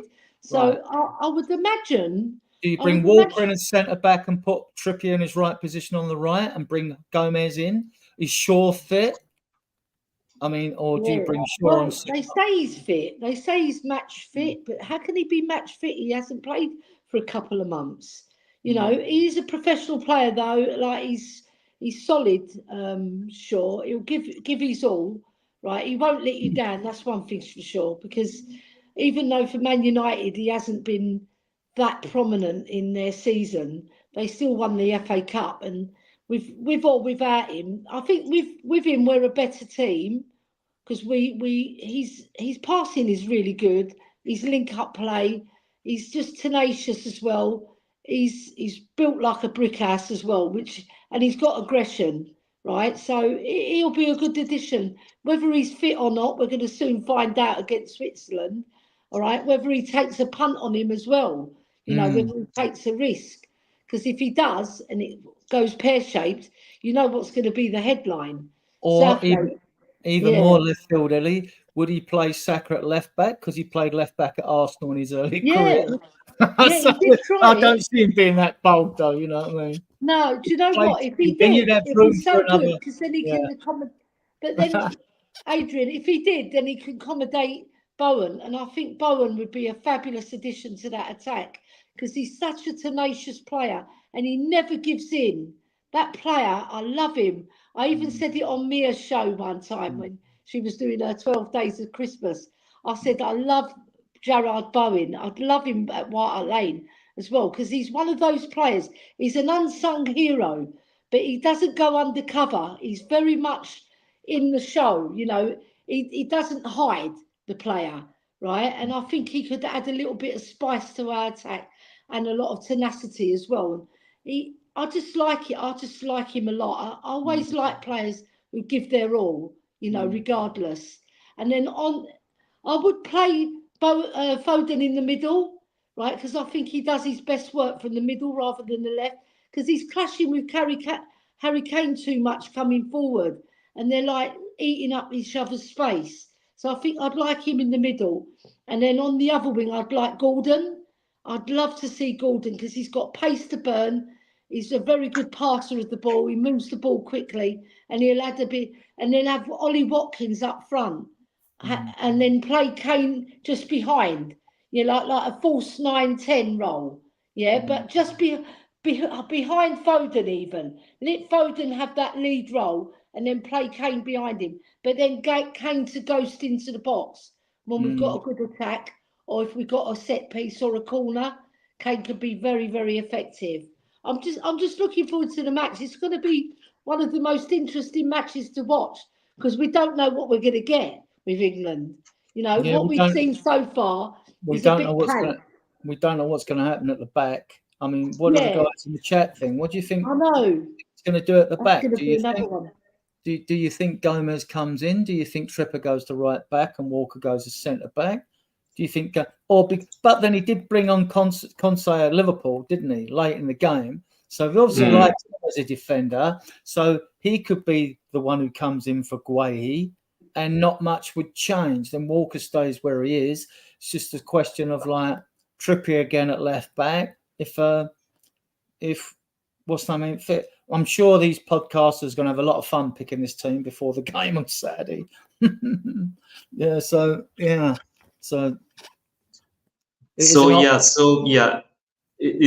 to be a cracker of a tie. I have no doubt about it, and I think if England were to get any luck against this Swiss team, I think first and foremost, Gareth Southgate has to really get his message across to the players. He has to really instill a sort of a winning mentality. I think I honestly felt that against Slovakia, England had, I think they only had about one shot on target, or was it even two shots on target the entire 90 minutes of regular time. For England to only be able to register their first actual shot on target close to the 90th minute, yes, it just has alarm bells and red flags written all over it. How can England, with the likes of Harry Kane, Phil Foden, Bellingham, Saka, and whoever it is who came on after that, Cole Palmer came on, Eberechi Eze also came on, so did Conor Gallagher. I mean, England have talent and firepower in abundance, but for the players to somehow or rather not be able to gel and function properly as a unit going forward, I think that has to be addressed very quickly, and it has to be addressed soon. Today's already Wednesday, and the the quarterfinal is on Saturday. So they only have about 48 hours or so to sort it out amongst themselves before they take to the pitch against the Swiss boys. But yeah, I mean, for me personally, the one big player whom I really wish would step up massively in the semi-final against Switzerland. For me, Harry Kane. We spoke earlier of how we would very much love to see Harry Kane back at Spurs. No sooner had he left for Bayern Munich. But for me, in this quarterfinal tie, Harry Kane really needs to earn his stripes. He really needs to prove to Southgate and also to the nation or even the world as a whole why he deserves that captain's armband. This goes back to what some fans were criticizing Son and his maybe his lack of captain material for Spurs on the pitch when it comes to grabbing players by the scruff of the neck and really, giving them a big kick up the backside to get them going. For me, I still feel that. Yes, Mr. One Stroker. saving grace. I don't know what you think, Chang, or those in the chat think. I think what might help England this time around is the fact Switzerland will come at us and we'll get a bit of space to play in. I think we'll have that bit, them extra couple of yards to play the ball in. I think that will suit us because we haven't been very good against these low block teams or teams that really just press us. So, providing Swiss aren't completely on point with their pressing, I think then you may see England turn up, but that'll be because Switzerland have come to win the game, and I think they will come to win the game because they must be feeling confident, Chen, Yeah, definitely, because I watched the Swiss team in the group stages and I was really impressed by Switzerland.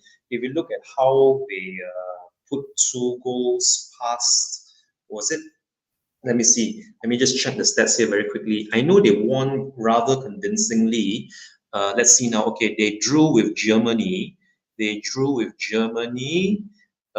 Swiss also. Let's see now. Okay, here we go. There we go. Yes, the Swiss boys beat Hungary 3-1, and in the second game, let's see now. We go further down. There it is. They drew Scotland. I think this was a very lucky draw for the Scottish team, but yeah, the Switzerland were unlucky not to have won that game against Scotland. But other than that, I was quite impressed with Switzerland in the group stages, and for them to then win rather convincingly over Italy, the cup holders, the tournament cup holders from the previous tournament in England. I think that is a big statement for them to have been able to beat the cup holders. And yeah, I think England will have a mighty task at hand if they are to get any joy, any luck out of the Swiss team. For me, I think the key is the midfield. I don't know how you feel about England's midfield, Mr. Stroker, but even for Bellingham, as a recent Champions League winner, for him to not be able to command that midfield, for him to not be able to dictate play, to sort of link up with the forward trio of Foden, Kane, and Saka, I think something needs to give, whether it's a change in formation, it's a change in personnel, it's a change in the team dynamic, or even change of tactics altogether. If what you say is true, if the Swiss team are expected to hit the ground running and start firing on all cylinders from kickoff, I think England will have to let the Swiss play into their hands and try to hit them on the counter. This is something I would really expect Gareth Southgate to sort of get his message across to the players, try and work out a plan how to soak up the pressure, soak up the Swiss pressure early doors, and look to hit them on the counter. But whether England will be able to do that effectively, I think remains to be seen. In this, okay, I will come to Queen Ellie very quickly. Queen Ellie, the quarterfinals against Switzerland, is there anything different you would love to see Gareth Southgate do, or is there any sort of player whom you feel would make a massive difference for England against Switzerland, whom maybe we've not seen too much of in this tournament? Whom do you think would be England's game changer against Switzerland? Yeah, do you know what? I would give Ivan Toney a whirl, Rob, because where everybody's calling out for Ollie Watkins, yeah, of course he's a great striker, but so is Ivan Toney, and his physical presence up front. He's got more about him in terms of his physicality than Ollie Watkins, right? I just feel when he came on, he did make a difference. That beautifully cushioned header to Kane to set up the winning goal as well, fabulous, really great. So I think he's got a point to prove. He's got all that baggage carrying in his back, you know, like he's got it in his back of his mind. Like everybody's judging him, but everybody deserves a second chance, right? And I think he's the type of player that can pull one out the bag, and he's got a great shot on him as well. So I think he would be an addition, and I think Jared Bowen as well. Jared Bowen on that right-hand wing, the aggression, like Mr. Stroker said. Yeah, sorry, I'm calling you Mr. Stroker now. I'm being very polite. So, Adrian, yeah, I think, yeah, because he's such a good team player as well. And I think he'll add more firepower to our attack, you know. And I just think those two players will make a big difference up front. I see this midfield dilemma. I mean, he's tried Trent there for a couple of games. He's tried Mainoo there. Will he actually try it again and bring Bellingham in back as a number 8? You know, I mean, I mean, this is what I think he should do. But will he? I don't know. I mean, then you got your 3 in front of him. I still think Kane's not going to play as an out-and-out 9. And even if you did play him as an out-and-out 9, he drops back to what is the false 9-10 role. And then he was back on the halfway line. In 2 of the games, he cleared balls off the line. In 2 of them, right? So I mean, I don't mind strikers coming back and doing that. I mean, like, there's nothing wrong with that. So, yeah. So I just wonder if Bellingham would play there. Then you've got that option. All right. If you have to, then Bellingham scored 2 goals. He's not going to get dropped, right? No. So that means that Foden could be under threat on the left. But I mean, I'd play Kane as a 10 because he plays as a 10. He does. He just plays as a 10. Yeah. Plays as a 10. So if you've got Foden, Bellingham, and then you've got 3 10s on the pitch, right? So he does that. And with Trippier on the right, all right, he did get down to the left corner flag a few times in that last game. He did get down there, but that's because they were playing a low block. But his tendency normally is to cut in, to crowd them 3 10s even more, right, in that area of the pitch. So when you want them to be, you know, getting a bit of space so someone can put that slide rule pass through into the box or something. I mean, I'd like to see. I think Ivan Toney came on because you nailed it, Ellie, because he's the one, all right, under normal starting a game, he might prefer to start Watkins over him, but he just wanted that bit of aggression in the last part of the game in the hope that something happened, and it worked, right? I don't think he would pick Toney to start a game, though. I don't think he would. I think he would probably go back to Watkins again. I'd like to see it. I'd like to see Kane behind Watkins, you know, in a 4-2. We've got to do something different, haven't we, Adrian? We've got to do something different because that formation that he picks is not good enough. It's not working. I remember Italia 90s going back a bit, guys. You and Bobby Robson in charge. Back in the day. We were virtually forced to sort of change things around. We're in a similar scenario like now. And the players said, can we play the wing-back system? I don't like the wing-back system. I've got my reasons for that, but I don't like it. Right. But back then, right, they did. And England they did okay. I think we got semi-finals, and then we lost a knockout game to Italy. So yeah, so yeah, that was when we played Cameroon, I think, and Belgium, and that Platt got goals and stuff. Yeah, and I hope. Look, I hope that Darren Southgate's had some sort of epiphany. Gareth Southgate, he has to have something, either an epiphany or something else. Yeah, or a stiff drink even, or something like, or slap around the head, a shot of whiskey, or a slap around the head, or something. You know, he should take a visit at Soren's Whiskey Hall, shouldn't he? Oh yeah. Soren sort him out. Yeah, Soren will sort him out. Because at the moment, all fans want to do is shake him warmly by the throat. You know what I mean? So no, we got to wait and see. Wait and see. I don't see like it'd be a bit left field to start with Saka at left back. I mean, Poch tried that with Son, didn't he, in the final? Right? With at wing back, didn't he, when Sonny played at wing back in that League Cup final? Right. Yeah, but look at Gareth Bale. He started off as a left back, and then suddenly, like, what a winger he was! What a player! And he cut into that number 10 role a lot as well. He's just gonna. He was like Chris Waddle, Ginola, and Sheringham all in one. He was bloody brilliant. And is it going to be Van der Ven's pace? Yeah, who's going to be alongside Rice? Is it going to be Mainu, or is it going to be Trent again?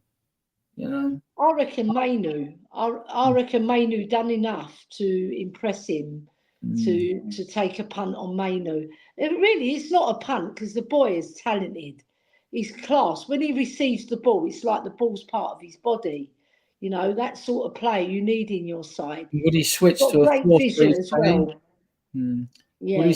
Would he switch to a 4-3-3? Put that. Or he plays Eze, because Eze came on and he done a little bit more than the midfield done in the two previous games. Like the two previous games we played before that, we didn't show anything from midfield. You know, and Bellingham's been very quiet. All right, he scored that overhead kick, which was spectacular, fabulous goal. But like in general, you wouldn't say he's played well. Yeah, so he needs to step up his game because we're relying on him to make us tick as well. There's other players that can make us tick as well, but he's the main man. You know, a lot of our play goes through him as well. So Declan Rice has to be better as well. Yeah, he hasn't performed to his standard yet. Seems to be going like a sidewinder rather than forward. Yeah, so he made one very good tackle in that game, though. Yeah, he'll always make good tackles, Declan Rice, because he's a big lad, strong and aggressive, you know, and he'll give you his all. That's one thing about Declan. Even if he's having a pants game, he still gives you his all. Like, and sometimes it's not good enough because you know he can do better. But either way, all the players, apart from maybe Geehee, can not really put their hats on and say they've played brilliant for England this tournament. So let's see some more action and let's see some lovely goals fly in, you know, and let's wipe the floor with the opposition rather than struggling in the 93 seconds to go, whatever. You know, Pickford's kicking's been pretty good though. Pickford's kicking's not been bad. Yeah, Pickford's played okay. You know, he hasn't done anything particularly spectacular, but he's been sturdy and he's solid, and he's kicking. Yeah, it has been good. Yeah, so we need more of our bigger players to step up. Yeah. You know, and take hold of the game and dominate. Okay, I think that's all we have to say right now. It's not a wrap yet because I wouldn't wrap it up just yet because I'm just seeing this latest news coming out from Italy by Fabrizio. Oh, no, not Fabrizio. It's Di Marzio. So it says here that Tottenham have actually come to an agreement for a fee with AC Milan for the sale of Emerson Royale, pending. Let's see now. Yeah. This is pending terms.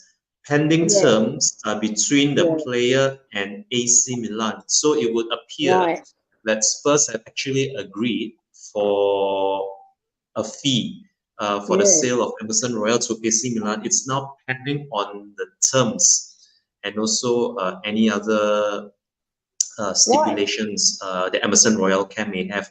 So I think this might get done before the weekend. We'll just have to wait and see how this develops. But with Emerson Royals seemingly on the way out now, would this actually then give Archie Gray maybe more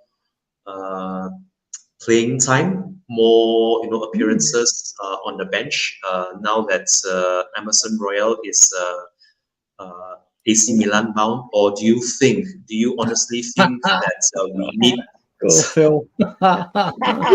Chicken Royal finally flying the coop? I'm going to say, I'm going to send the truck full of tissues to Nick Collison because he'll need it.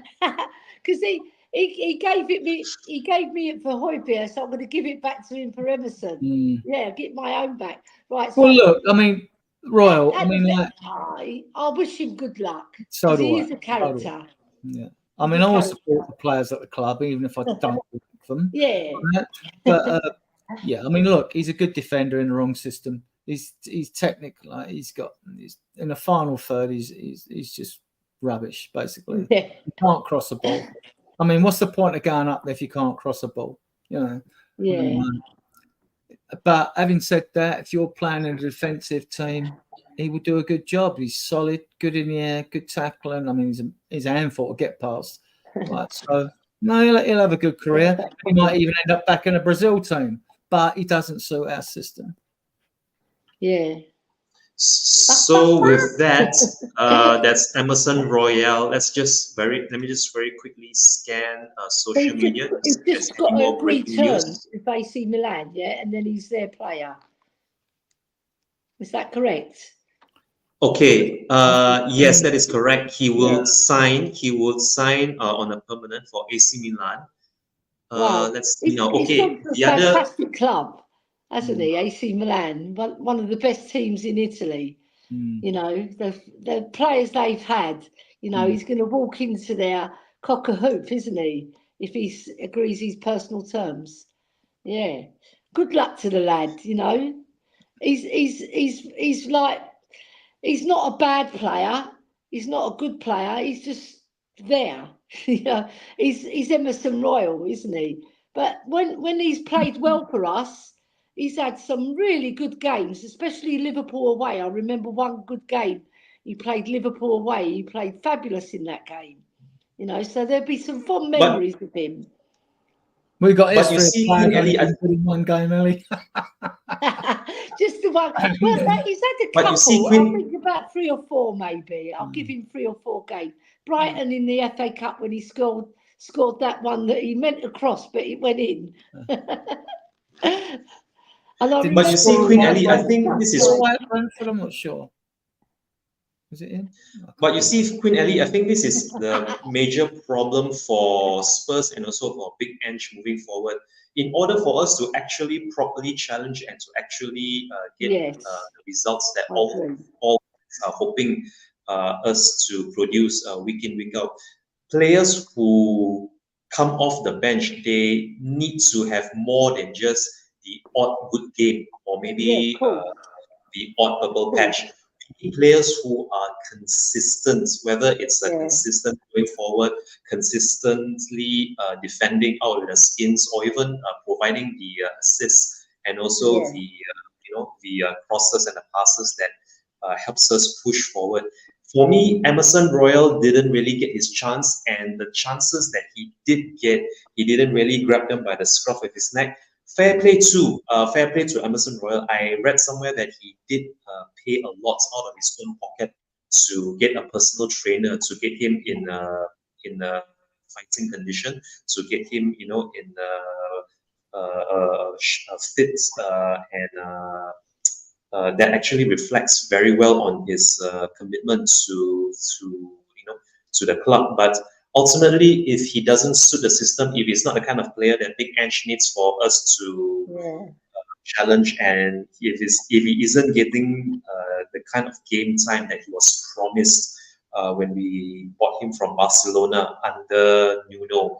Then I think maybe a move for him would be the best viable option on the cards. And if and when he does finalize his move to AC Milan, I wish him all the best. I will also thank him for his years with us, his services. And let's just see whom Johan Lang and Paratici have lined up to replace him if a more suitable replacement or a more like-for-like replacement is required in the coming weeks. But the other bit of news that I would like to quickly bring up before we close the stream, because we're approaching 2 hours now. Tom Huddlestone. Tom Huddlestone has officially announced his retirement from professional football. And all I would say about him, as I look back fondly on the days that he was playing for us under Martin Yeo, under Harry Redknapp, and even for a very short spell under ADD as well, before he was then sold to Hull City. The overall vibe that I got from Tom Huddlestone was that he was dependable when called upon, and he did have a vicious right foot.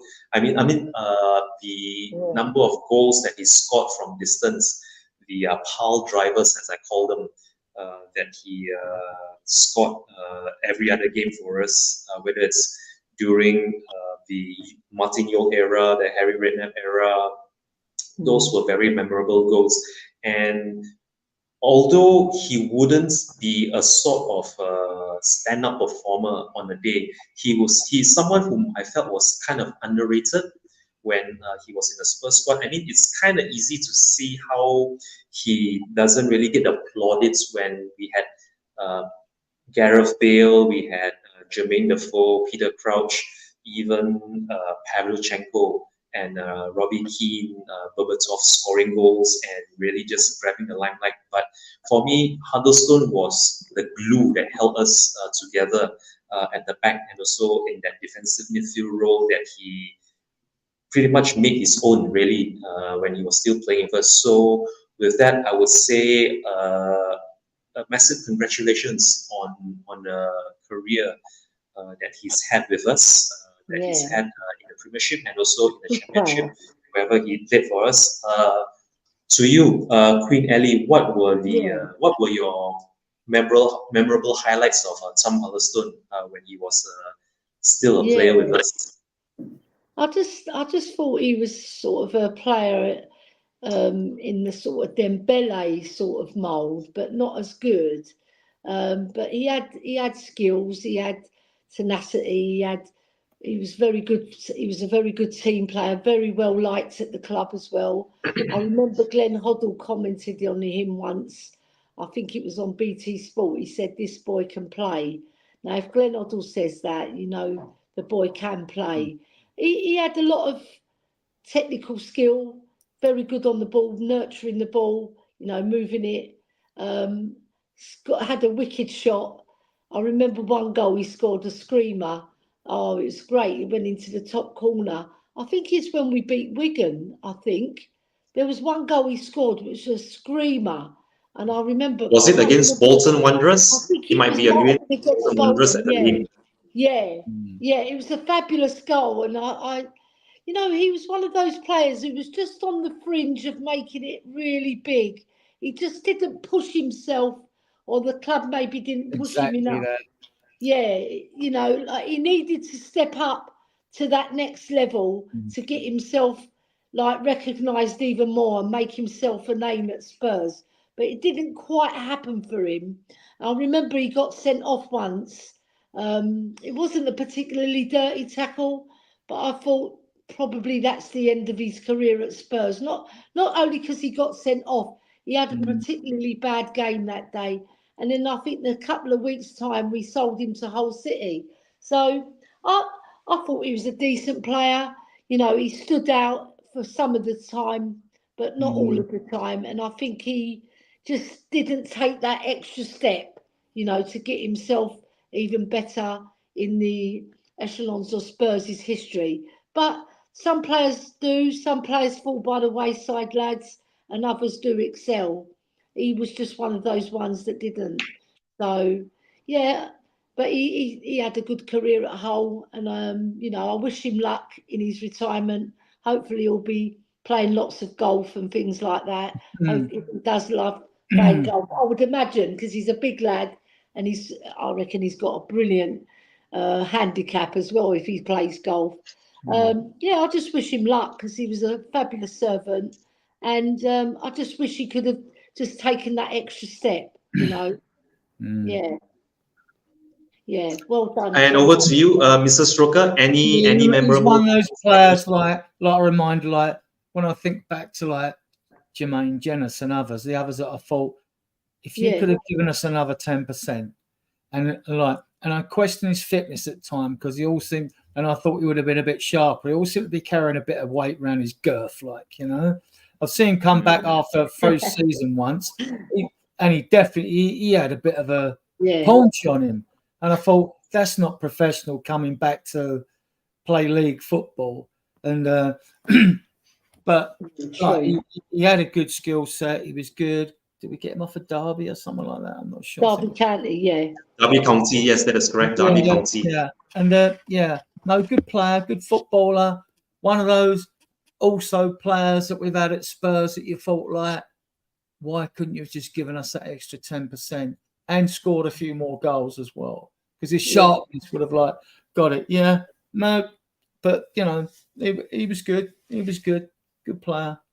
Yeah. This comment here by Phil P. Yeah, he did score a very wonderful goal against Man City away. I believe this was from Hossam Ghali cross from the right. It was a Hossam Ghali cross on the right, and it was like a half volley, but it was a very sweet strike down the bottom left corner. I can't remember. Yeah, I remember that goal. It was a massive goal against Manchester City away. But for me, my pick of the bunch of all the Tom Huddlestone goals would be that one goal he scored against the Scum, against Woolwich. I think it was at home where we drew them 4-4.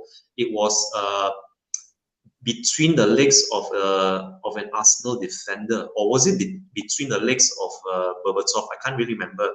He did score that pile driver of a long-range screamer against Woolwich, and that for me remains the most memorable goal I have of Tom Huddlestone. And yeah, it's been a wonderful career for Tom Huddlestone, and it's been a wonderful stream as well today. And I would very much like to thank each and every single one of our viewers who tune in today. Thank you for your time. Thank you for your patronage.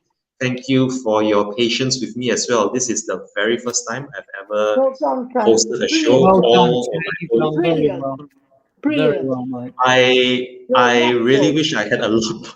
I really do wish I had. Thank you very much. Thank you very, very much, Mr. Stroker and Queen Ellie. It really humbles me to hear you say this, but I really do wish I had a lot more experience doing this before I actually jumped into the deep end of the water, before I actually swam with the sharks of this. But yeah, this was very eye-opening for me as well, to be able to host a good 2 hours of a show and be able to work between the chat and the topics that we had in hand. But very quickly, I'll just say thank you very much to people like Audio Artisan, to Mr. Philip P, to Mark Cousins, to Benjamin Kaufman, to, let's see now, Daniel E, Mr. Daniel E of the Hotspur Hood.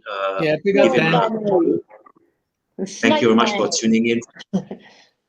Thank you very much for tuning in. To Clement as well, Chris Aguilar, Lee Smithy Smith, let's not forget Lee Smithy Smith. Thank you very much for tuning in. And Senor Garcia, Jose, thank you very much, sir. FA, I learned a lot from him. I learned massively from Senor Garcia and his support as well whenever I was with him over in Eltel Cocorel. Paul G as well. And yes, I'm not covered it. Yep, I think I've covered everybody. Oh, not forgetting as well, Marlon from Spurs Kings TV at the very beginning of the show. Thank you very much, sir. Your support a lot. Ash you lot to me as Marlon well. has. Yeah. That is correct. Spursicus as well. So with that, we've hit the 2 hour mark. Thank you Well very, done, very, Chang. very once again to my wonderful, wonderful panel and co-host, Mr. Stroker and Queen Ellie. And we look forward to seeing each and every single one of you again soon, hopefully in the coming days. Maybe we might even do a preview. We might even do a preview either on a Friday, maybe even on a Saturday before kickoff against Switzerland. We will keep we'll keep you up to date. We will be in touch, and until then, come on you Spurs, and we are all England till we die.